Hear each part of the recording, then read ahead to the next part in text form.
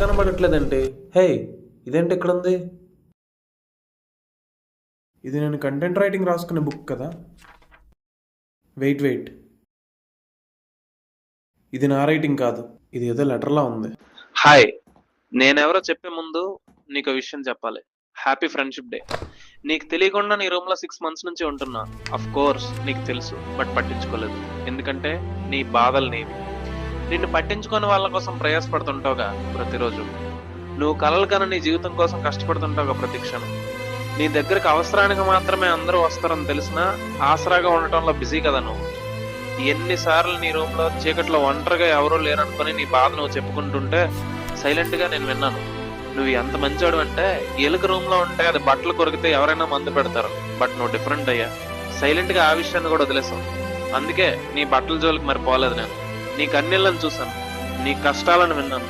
ఏదో రోజు నీ గమ్యాన్ని చేరుకుంటావు. కానీ ఈ లోపు కొంచెం మారవయ్యా. మరీ అంత మంచితనం పనికిరాదు. అందరూ నాలా ఉండరు. అలుసుగా తీసుకొని నేను మింగేస్తారు. జాగ్రత్త.